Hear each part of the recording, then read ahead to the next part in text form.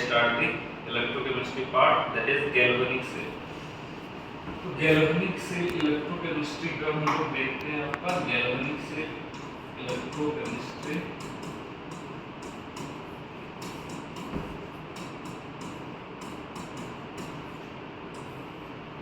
Galvanic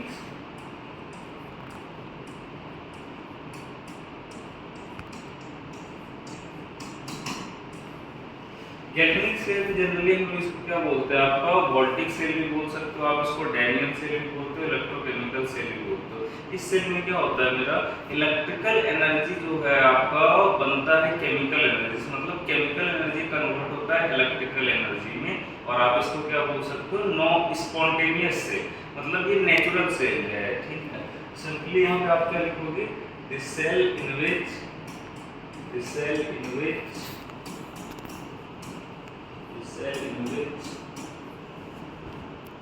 chemical energy is converted into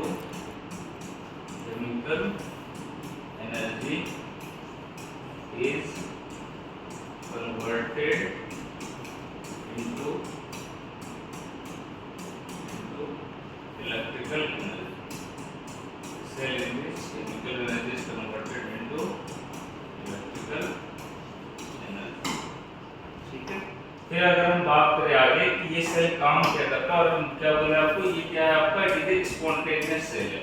अगर ये spontaneous cell है आपका, तो यहाँ पे क्या होता है, इस सेल का, ये अगर स्पॉन्टेनियस सेल है तो इस सेल का आपका डेल्टा जी का value, change in this free energy का वैल्यू क्या है, less than zero. Delta G का वैल्यू क्या है आपका, लेस देन जीरो, ठीक है, परफेक्ट आ रहा है। Delta G is less than zero.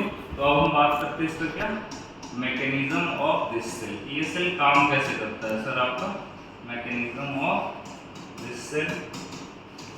Mechanism of this cell का अगर हम बात करें, जनरली क्या करते हैं, इस सेल में आपका दो कंटेनर लेते हैं, दो कंटेनर लेके, और पहले कंटेनर में हम वाटर को पुट कर देते हैं, और इस कंटेनर के हम बीच में जिंक का इलेक्ट्रोड लगाते हैं, Zn का इलेक्ट्रोड, Zn सॉलिड का इलेक्ट्रोड, और इस दूसरे वाले कंटेनर में हम क्या करते हैं, कॉपर का इलेक्ट्रोड लगाते हैं, Cu का इलेक्ट्रोड, Cu सॉलिड इलेक्ट्रोड। जिसका इलेक्ट्रोड लेते हैं सर, उसी का हम लोग क्या करते हैं, तुम्हारा एसिडिफाइड सॉल्यूशन लेते हैं। तो जिंक का इलेक्ट्रोड लिए तो जिंक का एसिडिफाइड सॉल्यूशन आपको क्या लेना है, ZnSO4 लेना है, जिंक सल्फेट। कॉपर का इलेक्ट्रोड लिए हो तो आपको क्या लेना है, यहाँ पे CuSO4, कॉपर सल्फेट का सॉल्यूशन लेना। और फिर क्या करते हैं, हम दोनों ही इलेक्ट्रोड को वायर के हेल्प से, with the help of volt meter हम लोग कनेक्ट कर देते हैं।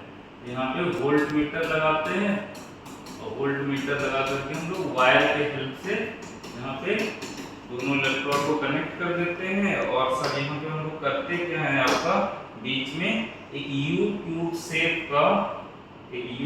शेप का हम लोग सॉल्ट ब्रिज को भी लगाते हैं। तो ये हम यू ट्यूब शेप का सॉल्ट ब्रिज आपका लगा देंगे। सॉल्ट ब्रिज क्या होता है हम बात करेंगे। तो ये होता है, इतना इक्विपमेंट हम लोग गैल्वेनिक सेल को बनाने के लिए यूज करते हैं। दो कंटेनर, ZnSO4 इलेक्ट्रोड, तुम्हारा ZnSO4 का इलेक्ट्रोलाइटिक सॉल्यूशन, और जिंक इलेक्ट्रोड, इधर CuSO4 का इलेक्ट्रोलाइटिक सॉल्यूशन, और कॉपर इलेक्ट्रोड, और दोनों को वायर के हेल्प से with the help of volt meter हम लोग कनेक्ट कर देते हैं। अभी ये वोल्ट मीटर का पॉइंट सपोज करिए आपका नल पॉइंट पे है। नाउ हम बात करते हैं कि ये सेल सर वर्क कैसे करता है, आपका काम कैसे करता है। तो काम आपका ये सेल कुछ आपका ऐसे करता है, अगर हम इसको इंडिविजुअली रीड करेंगे सर, तो इंडिविजुअली आप ऐसे समझिए कि एज द रिएक्टिविटी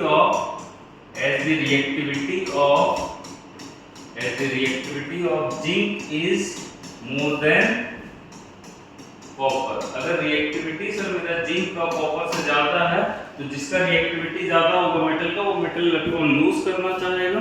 इसलिए जिंक का क्या होता है यहाँ पे, ऑक्सीडेशन, मतलब जिंक यहाँ पे इलेक्ट्रॉन लूज करना चाहता है, तो जिंक का क्या होता है आपका ऑक्सीडेशन, और कॉपर यहाँ पे इलेक्ट्रॉन आपका गेन करना चाहता है, तो ये लेस रिएक्टिव है, तो इसलिए इसका क्या होता है, रिडक्शन, ठीक है।